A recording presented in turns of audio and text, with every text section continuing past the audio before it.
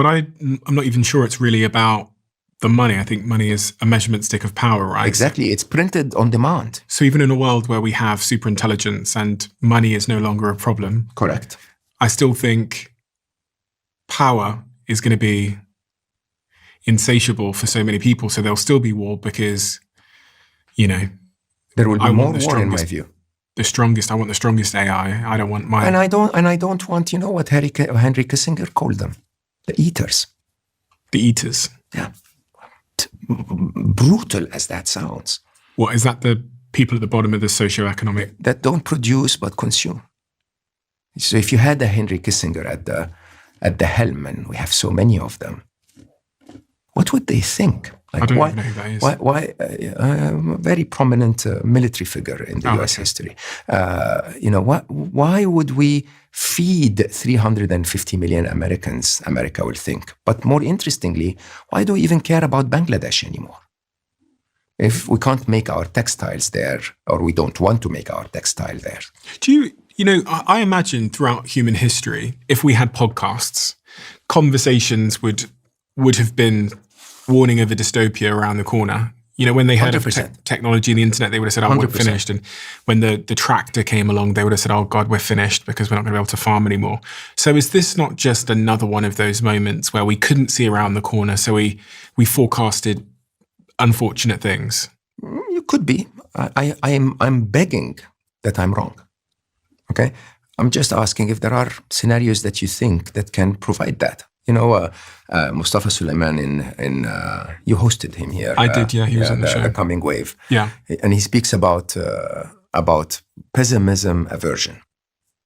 Okay? That all of us, people who are supposed to be in technology and business and so on, we're always supposed to, stand on stage and say, the future's going to be amazing. Yeah. This technology I'm building is going to make everything better. One of my posts in Alive was called The Broken Promises. How often did that happen? Okay, how often did social media connect us, and how often did it make us more lonely? How often did mobile phones make us work less? That was the promise. That was the promise. The early ads of Nokia were people at parties. Is that your experience of mobile phones? And I think the whole idea is we should hope there will be other roles for humanity, by the way. Those roles would resemble the times where we were hunter-gatherers, just a lot more technology and a lot more safety. Okay, so this sounds good. Yeah. This is exciting. So I'm gonna get to go outside more, be with my friends more. 100%. Fantastic. And do absolutely nothing. Well, that doesn't sound fantastic. No, it does. Be forced to do absolutely nothing. For some people, it's amazing. For you and I, we're going to find a little carpentry project and just do something. Speak for yourself. People are still going to tune in. Okay. Correct. Yeah. And people are going to tune in. Do you think they will? I'm not convinced they will. And for as long. Will you guys tune in? Are you guys still going to tune in? I can let them answer. I believe for as long as you make their life enriched. But can an AI do that better? Without the human connection. Comment below. Are you going to listen to an AI or the Diary of a CEO? Let me know in the comment section below. Okay. Remember, as incredibly intelligent as you are, Steve, there will be a moment in time where you're going to sound really dumb compared to an AI. And I will sound completely dumb. Yeah. The depth of analysis and gold nuggets. I mean, can you imagine two super intelligences deciding to get together and explain string theory to us? They'll do better than any physicist in the world because they possess the physics knowledge and they also possess social and language knowledge that most deep physicists don't. I've really gone back and forward on this idea that even in podcasting, that all the podcasts will be AI podcasts, or I've gone back and forward on it. And where I landed at the end of the day was that there'll still be a category of media where you do want lived experience on something. 100%. For example, like you want to know how the person that you follow and admire dealt with their divorce. Yeah, or how they're struggling with AI. For example, yeah, exactly. But I think things like news, there are certain situations where just like straight news and straight facts and maybe a walk through history may be eroded away by AIs. But even in those scenarios, there's something about personality. And again, I hesitate here because I question myself. I'm not in the camp of people that are romantic, by the way. I'm trying to be as orientated towards whatever is true, even if it's against my interests. And I hope people understand that about me. Because even in my companies, we experiment with disrupting me with AI, and some people will be aware of those experiments. I guess there will be a mix of all. You can't imagine that the world will be completely just AI and completely just podcasters. You'll see a mix of both. You'll see things that they do better, things that we do better. Yeah. The message I'm trying to say is we need to prep for that. We need to be ready for that. We need to be ready by, talking to our governments and saying, hey, it looks like I'm a paralegal, and it looks like all paralegals are going to be, financial researchers or analysts or graphic designers or, call center agents. It looks like half of those jobs are being replaced already. You know who Geoffrey Hinton is? Oh, Geoffrey. I had him on the documentary as well. I love Geoffrey. Geoffrey Hinton told me... Trained to be a plumber. Really? Yeah. 100%. For a while. And I thought he was joking. 100%. And so I asked him again, and he looked me dead in the eye and told me that I should train to be a plumber. 100%. So it's funny, huh? Machines replaced labor, but we still had blue collar. Then, the refined jobs became white collar information workers. What's the refined jobs? You don't have to really carry heavy stuff or deal with physical work. You sit in an office and sit in meetings all day and blabber, useless shit, and that's your job. Yeah. Okay. And those jobs, funny enough, in the reverse of that, because robotics are not ready yet, okay, and I believe they're not ready because of a stubbornness on the robotics community around making them humanoids, okay, because it takes so much to perfect a human-like action at proper speed. You could, have many more robots that don't look like a human, just like a self-driving car in California, okay, that does already replace drivers. But they're delayed. So the replacement of physical manual labor is going to take 4 to 5 years before it's possible at the quality of the AI replacing mental labor now. And when that happens, it's going to take a long cycle to manufacture enough robots so that they replace all of those jobs. So that cycle will take longer. Blue collar will stay longer. So I should move into blue collar and shut down my office? I think you're not the problem. Okay, good. Let's put it this way.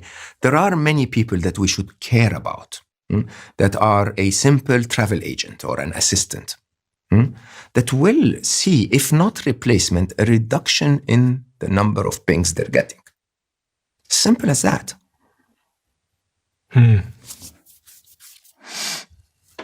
And someone in ministries of labor around the world needs to sit down and say, what are we going to do about that? What if all taxi drivers and Uber drivers in California get replaced by self-driving cars? Should we start thinking about that now, noticing that the trajectory makes it look like a possibility? I'm going to go back to this argument, which is what a lot of people will be shouting. Yes, but there will be new jobs. Or... as I said, other than human connection jobs, name me one. So I've got 3 assistants, right? Sophie, Lee, and B.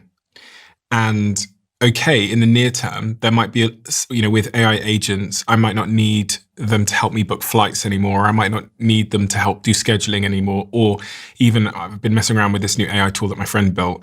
And you basically, when me and you're trying to schedule something like this today, I just copy the AI in and it looks at your calendar, looks at mine and schedules it for us. So there might not be scheduling needs, but my dog is sick at the moment. And as I left this morning, I was like, damn, he's really sick. And I've taken him to the vet over and over again. I really need someone to look after him and figure out what's wrong with him. So those kinds of responsibilities of care. I don't disagree at all. Again, And I'm not going to be, I don't know how to say this in a nice way, but my assistants will still have their jobs, but I as a CEO will be asking them to do a different type of work. Correct. So this is the calculation everyone needs to be aware of. A lot of their current responsibility, whoever you are, if you're a paralegal, if you're whatever, will be handed over. So let me explain it even more accurately. There will be two stages of our interactions with the machines. One is what I call the era of augmented intelligence. So it's human intelligence augmented with AI doing the job.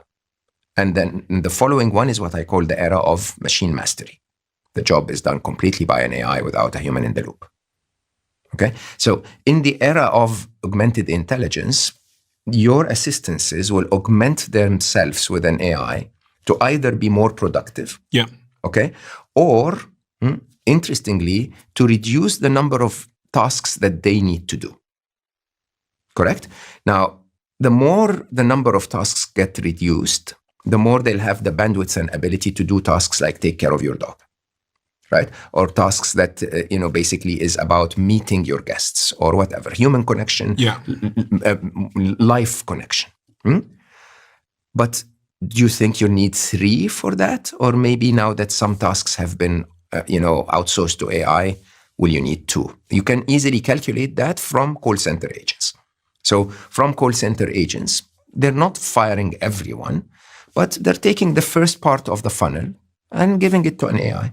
So instead of having 2,000 agents in a call center, they can now do the job with 1,800. I'm just making that number up. Society needs to think about the 200. And you're telling me that they won't move into other roles somewhere else? I am telling you, I don't know what those roles are. Well, I think we should all be musicians. We should all be authors. We should all be artists. We should all be entertainers. We should all be comedians. These are roles that will remain. We should all be plumbers for the next 5 to 10 years. Fantastic, okay? But even that requires society to morph. And society is not talking about it.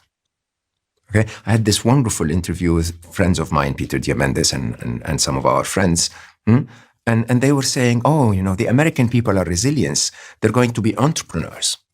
I was like, seriously? You're expecting a truck driver that will be replaced by an autonomous truck to become an entrepreneur? Like, please put yourself in the shoes of real people. Right? Do you expect a single mother who has 3 jobs to become an entrepreneur? And I'm not saying this is a dystopia. It's a dystopia if humanity manages it badly. Why? Because this could be the utopia itself, where that single mother does not need 3 jobs. Okay? If our society was just enough, that single mother should have never needed 3 jobs. Right? But the problem is our capitalist mindset is labor arbitrage, is that I don't care what she goes through. If you're generous in your assumption, you'd say, because, of what I've been given, I've been blessed. Or if you're mean in your assumption, is going to be because she's an eater. I'm a successful businessman. The world is supposed to be fair. I work hard. I make money. We don't care about them.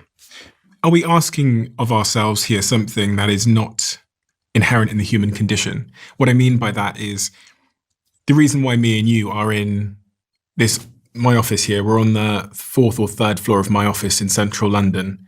Big office, 25,000 square feet with lights and internet connections and Wi-Fi's and modems and AI teams downstairs. The reason that all of this exists is because something inherent in my ancestors meant that they built and accomplished and grew. And that was like inherent in their DNA. There was something in their DNA that said, we will expand and conquer and accomplish.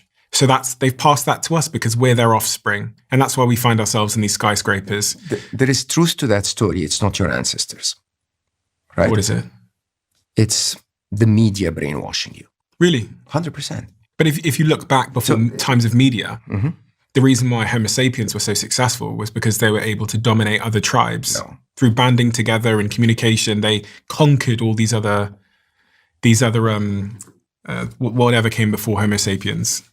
Yeah, so the reason humans were successful, in my view, is because they could form a tribe to start. It's not because of our intelligence. I always joke and say Einstein would be eaten in the jungle in 2 minutes, right? The reason why we succeeded is because Einstein could partner with a big guy that protected him while he was working on relativity in the jungle, right? Now, the further than that, so you have to assume that life is a very funny game because it provides, and then it deprives, and then it provides, and then it deprives. And for some of us, in that stage of deprivation, we try to say, okay, let's take the other guys. Let's just go to the other tribe, take what they have. Or for some of us, unfortunately, we tend to believe, okay, you know what, I'm powerful. F the rest of you, I'm just going to be the boss. Now, it's interesting that you position this as the condition of humanity. If you really look at the majority of humans, what do the majority of humans want? Be honest. They want to hug their kids. They want a good meal. They want good sex. They want love. They want, for most humans, don't measure on you and I. Okay? Don't measure by this foolish person that's dedicated the rest of his life to try and warn the world around AI or, solve love and relationships. That's crazy. And I will tell you openly, and you met Hannah, my wonderful wife. It's the biggest title of this year for me is, which of that am I actually responsible for? Which of that should I do without the sense of responsibility? Which of that should I do because I can? Which of that should I ignore completely? But the reality is, most humans, they just want to hug their loved ones. Okay? And if we could give them that without the need to work 60 hours a week, they would take that for sure. Okay? And you and I will think, but life will be very boring. To them, life will be completely fulfilling. Go to Latin America.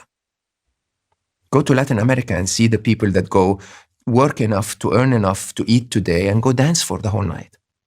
Go to Africa, where people are sitting literally on, sidewalks in the street and completely full of laughter and joy. We were lied to, the gullible majority, the cheerleaders. We were lied to believe that we need to fit as another gear in that system. But if that system didn't exist, none of us will go wake up in the morning and go like, oh, I want to create it. Totally not. I mean, you've touched on it many times today. We don't need, most people that build those things don't need the money. So why do they do it though? Because Homo sapiens were incredible competitors. They outcompeted other human species effectively. So what I'm saying is that competition not inherent in our wiring, and therefore is it wishful thinking to think that we could potentially pause and say okay, this is it, we have enough now, and we're going to focus on just enjoying. In my work, I call that the MAD spectrum. Okay? Mutually assured prosperity versus mutually assured destruction. Okay? And you really have to start thinking about this, because in my mind, what we have is the potential for everyone. I mean, you and I today have a better life than the Queen of England 100 years ago. Correct? Yeah. Everybody knows that. And yet that quality of life is not good enough.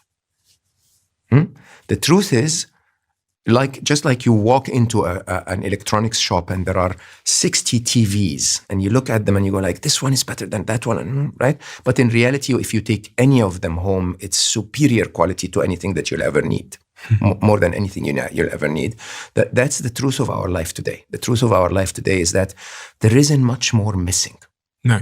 Okay. And when Californians tell us, but AI is going to increase productivity and solve this, and nobody asked you for that. Honestly, I never elected you to decide on my behalf that, getting a machine to answer me on a call center is better for me. I really didn't. Okay. And because those unelected individuals are making all the decisions, they're selling those decisions to us through what? Media. Okay. All lies from A to Z. None of it is what you need. And interestingly, you know me, I this year I failed, unfortunately. I won't be able to do it, but I normally do a 40 days silent retreat in nature. Okay? And you know what? Even as I go to those nature places, I'm so well trained that unless I have a Waitrose nearby, I'm not able to. Like I'm in nature, but I need to be able to drive 20 minutes to get my rice cakes. Like what? What? Who taught me that this is the way to live? All of the media around me, all of the messages that I get all the time. Try to sit back and say, what if life had everything? What if I had everything I needed?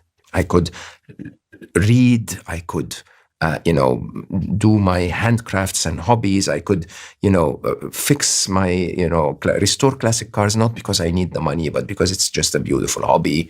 I could, build AIs to help people with their long-term committed relationships, but really price it for free. What if? Would you still insist on making money? I think no. I think a few of us will still. And they will still crush the rest of us. And hopefully, soon the AI will crush them. Right? That is the problem with your world today. I will tell you, hands down. The problem with our world today is the A in face RIPs. It's the A in face RIPs. It's accountability.